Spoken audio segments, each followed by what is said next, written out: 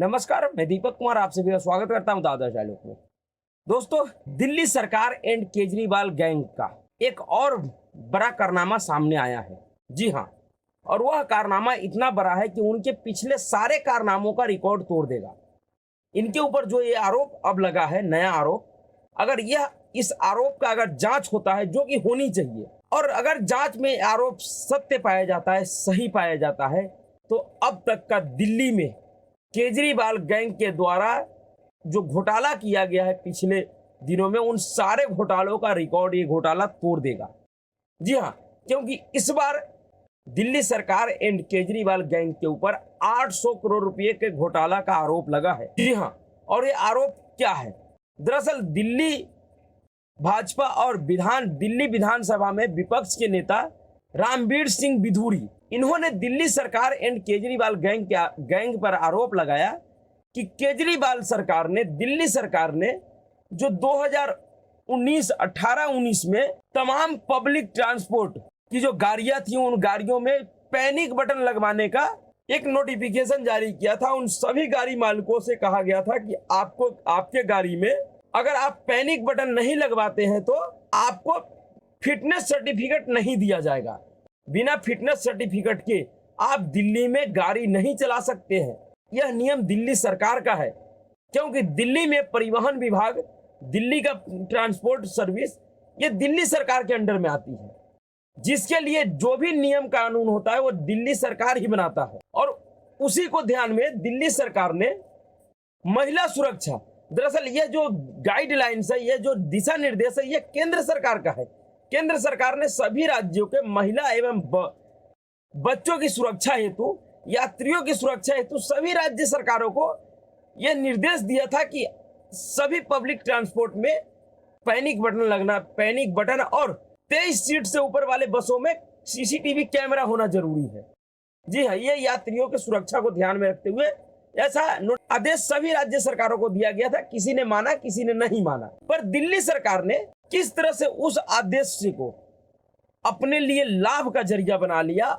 उस आदेश के आड़ में दिल्ली सरकार और केजरीवाल गैंग ने 800 करोड़ रुपए का घोटाला कर दिया। इसी का खुलासा दिल्ली के बीजेपी नेता और दिल्ली विधानसभा में विपक्ष के नेता रामवीर सिंह बिधूरी ने किया। और अगर उन्होंने जो आरोप लगाया, उनका आरोप है कि केजरीवाल सरकार ने, जो कि 2019 में दिल्ली में 1,12,000 टैक्सियां थी और 10,000 लगभग बसें हैं, इन सभी टैक्सियों में और इन बसों में पैनिक बटन लगवाने के नाम पे टैक्सियों से 9,000 रुपये प्रति वर्ष और बसों से 22,000 रुपये प्रति वर्ष के दर से वसूली किया गया दिल्ली सरकार की तरफ से।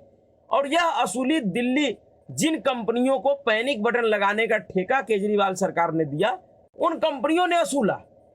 और इस बीजेपी नेता और विधानसभा में विपक्ष के नेता रामवीर सिंह बिधूरी का यही आरोप है कि जिस कंपनी ने इन तमाम गाड़ी वाहन मालिकों से पैनिक बटन के नाम पे 9,000 रुपये प्रति वर्ष टैक्सियों से और 22,000 रुपये प्रति वर्ष बसों से वसूली किया, उस पैनिक बटन का दिल्ली में किसी तरह से कोई उपयोग नहीं हो रहा है। यह पूरी तरह से फेल है। जिस पैनिक बटन का 5 रुपये कीमत है, जो सिर्फ एक दिखावा का पैनिक बटन है, उस पैनिक बटन के नाम पे दिल्ली सरकार ने वाहन मालिकों से 9,000 रुपये प्रति वर्ष और 22,000 रुपये प्रति वर्ष की वसूली किया है, जिसका कुल जमा 2019 से 2023 तक 800 करोड़ रुपये लगभग हो रहा है, जिसका घोटाला सीधे सीधे दिल्ली सरकार ने किया है। जी हाँ, और इसका उन्होंने जांच कराने का भी मांग किया है। उन्होंने कहा है कि हम इसके जांच के लिए दिल्ली के उपराज्यपाल से जल्द मुलाकात करेंगे। और उन्होंने कहा है कि इस पैनिक बटन, जिन गाड़ियों में पैनिक बटन लगा है, हम उन गाड़ियों के साथ दिल्ली सीएम के आवास का घेराव करेंगे और उनसे कहेंगे कि मीडिया के सामने आप इस पैनिक बटन को दबाइए और क्या सहायता मिलता है, यह मीडिया के सामने पता लगना चाहिए लोगों को, जो कि सही है। जो केजरीवाल एंड गैंग दिल्ली में सुरक्षा के नाम पे तमाशा खड़ा करता है, हर बार दिल्ली पुलिस को कटघरे में खड़ा करता है, कानून व्यवस्था को कटघरे में खड़ा करता है, वह केजरीवाल एंड केजरीवाल गैंग किस तरह से महिला सुरक्षा और यात्री सुरक्षा के नाम पे खिलवाड़ कर रहा है। बीजेपी नेता का यह भी आरोप है कि इस पैनिक बटन से संबंधित किसी तरह का कोई कंट्रोल रूम नहीं है, यह सिर्फ पूरी तरह से एक प्राइवेट कंपनी और दिल्ली सरकार एंड केजरीवाल गैंग का एक गठजोड़ है, जो इस पैनिक बटन के नाम पे इस तरह का उगाही हर साल वाहन मालिकों से करता है। क्योंकि दिल्ली सरकार ने 2019 में यह स्पष्ट कहा था कि जो भी वाहन मालिक अपने वाहनों में इस तरह का पैनिक बटन नहीं लगवाएगा, उनके वाहनों का फिटनेस सर्टिफिकेट जारी नहीं किया जाएगा। यह दिल्ली सरकार का आदेश था, जिसके बाद मजबूरन में सभी गाड़ी मालिकों को यह पैनिक बटन लगवाना पड़ा। और इस पैनिक बटन लगाने का ठेका भी जिस कंपनी को मिला, उस कंपनी के ऊपर भी आरोप है कि यह कंपनी केजरीवाल एंड गैंग के ही लोगों का यह कंपनी है, उनके ही नजदीक के लोगों का यह कंपनी है। और उसी कंपनी ने पैनिक बटन लगाया था, जिसके नाम पे प्रतिवर्ष टैक्सी जो 1,12,000 टैक्सी है, उनसे 9,000 रुपये प्रतिवर्ष सालाना प्रत्येक टैक्सी से, और जो 10,000 बसें हैं, उन 10,000 बसों से प्रत्येक बसों से 22,000 रुपये सालाना वसूलती है ये कंपनियां। तो फिर ये वसूल के कहां ले जाती? और इस पूरे भाजपा के इस पूरे आरोप को केजरीवाल सरकार ने सिरे से खारिज कर दिया। उन्होंने कहा यह पैनिक बटन पूरी तरह से काम कर रहा है।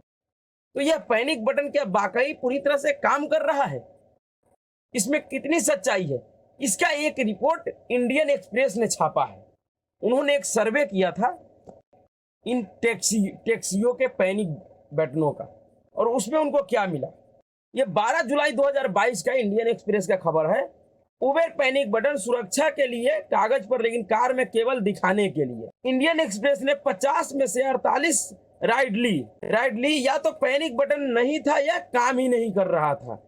यात्रियों को ले जाने के लिए उपयोग किए जाने वाले वाहनों में पैनिक बटन लाल रंग में रंगा हुआ एक महत्वपूर्ण सुरक्षा विशेषता है।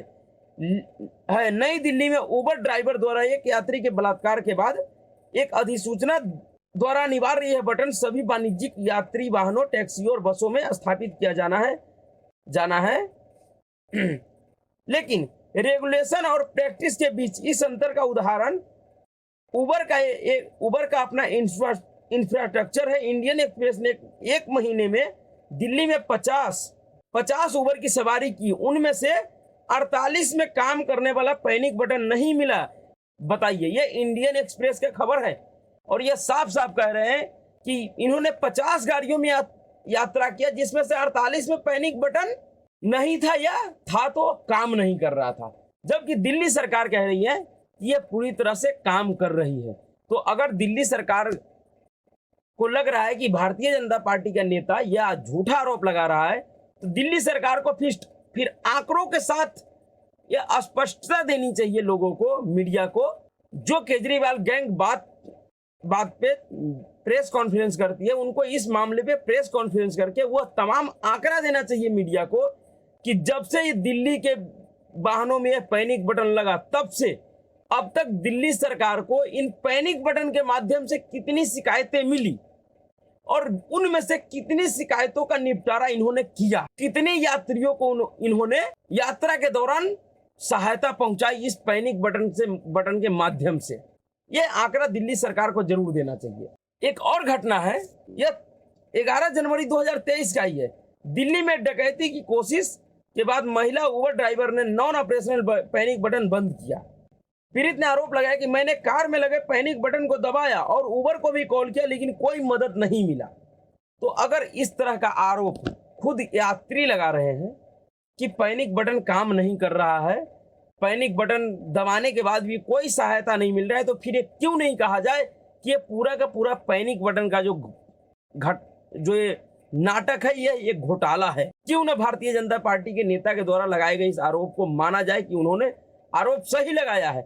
और अगर यह आरोप सही है, अगर दिल्ली में, क्योंकि आप दिल्ली की सरकारी बसों में जाइए, जिन लोगों ने दिल्ली की सरकारी बसों में यात्रा किया होगा, दिल्ली सरकार के सरकारी बसों में बहुत सारे ऐसे रूट हैं जिन रूटों पे बिल्कुल धड़ल्ले से दिन दहाड़े 8-10 की संख्या में गुंडे बदमाश लूट मार करते हैं, जबरदस्ती बसों में घुसकर यात्रियों का मोबाइल, यात्रियों के जेब से पैसे निकाल लेते हैं, उनके साथ मारपीट भी करते हैं। किसी तरह का कोई सुरक्षा उस बस में नहीं मिलता है। पूरी बस अगर भरा होता है फिर भी कोई भी व्यक्ति एक शब्द किसी के लिए नहीं बोलता है। यह दिल्ली का हालात है, दिल्ली के सरकारी बसों का यह हालात है। जिन लोगों ने यात्रा किया होगा उन्हें बहुत अच्छी तरह से पता होगा कि दिल्ली में सरकारी बस हो या ऑटो में जो यात्रा होता है वो कितनी सुरक्षित यात्रा है, ये सबको पता है।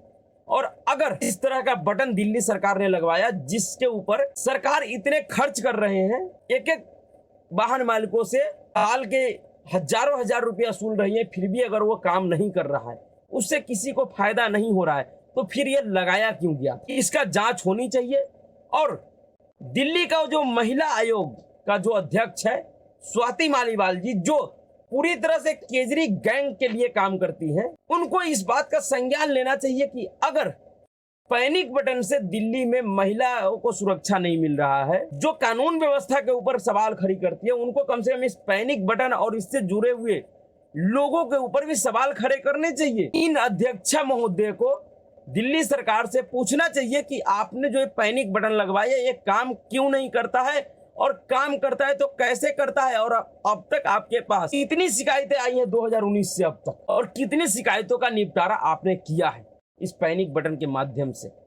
सिर्फ हवा में बोल देने से कि नहीं ये पूरा आरोप बेबुनियादी और झूठा है, इससे काम नहीं चलेगा। अगर दिल्ली सरकार का यह सिस्टम पूरी तरह से काम कर रहा है तो फिर दिल्ली सरकार को एक रिपोर्ट रखनी चाहिए और बताना चाहिए कि आपके पास 2019 से अब तक कितनी शिकायत मिली है पैनिक बटन के माध्यम से, और आपने कितने शिकायतों पे कार्रवाई की है। नहीं तो यह पूरी तरह से जो आरोप लगाया जा रहा है कि ये अरविंद केजरीवाल एंड केजरीवाल गैंग का एक घोटाला है, और इस घोटाले में पूरी तरह से जो परिवहन मंत्री है कैलाश गहलोत वह मिले हुए होंगे, क्योंकि बिना परिवहन मंत्री के आदेश के ट्रांसपोर्ट विभाग में किसी तरह का कोई काम नहीं हो सकता है। तो अब ऐसा लगता है कि अगर इन घोटालों का जांच हो गया और अगर ये घोटाले सच साबित हो गए तो फिर स्वास्थ्य मंत्री, शराब मंत्री के बाद अब शायद इनके परिवहन मंत्री का नंबर आ जाएगा, और फिर मुख्यमंत्री का नंबर तो पहले ही आ चुका है। किसी भी समय, महीने, 2 महीने, 3 महीने में किसी भी समय केजरीवाल, ये जो दिल्ली का नटवर लाल है अरविंद केजरीवाल, ये कभी भी जेल जा सकता है। लेकिन उससे पहले जो ये इतने बड़े बड़े घोटाले किए हैं, ये जो शीश महल इतने बड़े बड़े बनवाए हैं, इनके ऊपर यह आरोप कहीं ना कहीं सच दिखता है। कहीं ना कहीं ऐसे आरोपों पे भरोसा होने लगा है कि केजरीवाल एंड गैंग इस तरह का काम जरूर किया होगा। अब इन मामलों के लेकर दिल्ली बीजेपी का क्या रुख रहता है, किस तरह से वो इन मामलों को दिल्ली में आम जनता से जोड़ते हैं, किस तरह से इन मुद्दों को चुनावी मुद्दा बनाते हैं, वह अब भाजपा के नेताओं के ऊपर है। देखना यह है कि वो अब किस प्रकार से इन मुद्दों को लेकर इस केजरीवाल एंड गैंग से राजनीतिक लड़ाई लड़ते हैं। ये जो केजरीवाल एंड गैंग दूसरे के ऊपर जो झूठे झूठे आरोप लगाकर उनसे माफी मांगा करते थे, अब उनके ऊपर जब ये आरोप लगने लगा है तो उनकी तिलमिलाहट बढ़नी जायज है। तो अभी के लिए इतना ही। अगर आपको वीडियो अच्छा लगा तो वीडियो को लाइक कीजिए, शेयर कीजिए और चैनल को सब्सक्राइब कीजिए। नमस्कार।